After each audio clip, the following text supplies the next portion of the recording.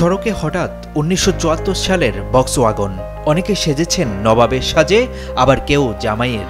নারীরা শাড়ি পরে চালাচ্ছেন ভেসপা। লুঙ্গি আর পাঞ্জাবি, একটা নবাবী ভাব, একদম অরিজিনাল নবাব যেটা আমরা যেটা হারিয়েছি সেটাকে আমরা আবার উত্থাপন করতেছি। সাদা লুঙ্গি আর সাদা পাঞ্জাবি পরে এসেছেন পুরুষরা, নারীরা পরেছেন রঙিন শাড়ি।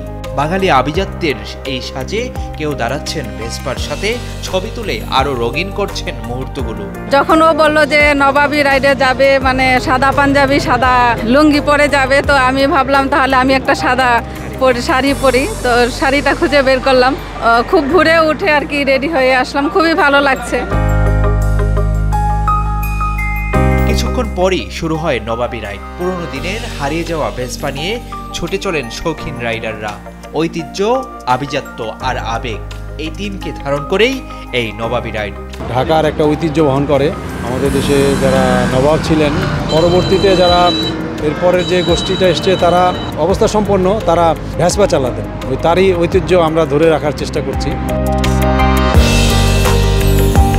শুক্রবার ভোরের আলো ফোটার সাথে সাথেই নবাবী রাইডের জন্য কুড়িলের ৩০০ ফিট সড়কে জড়ো হতে থাকেন রাইডাররা। নারী পুরুষের ভিন্ন সাজে প্রাণবন্ত হয়ে উঠেছিল সড়কটি।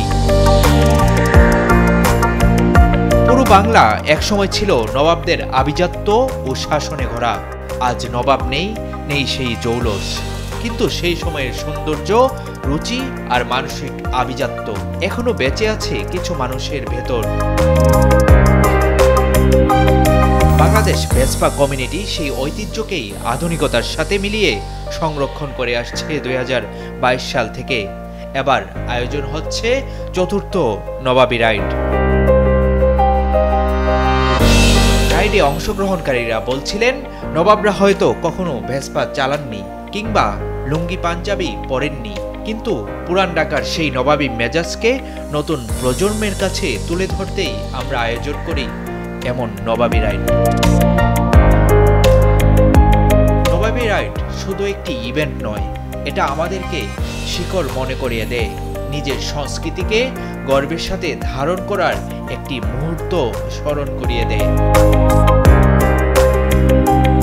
Abu Bakr Raihan, Daily Sun.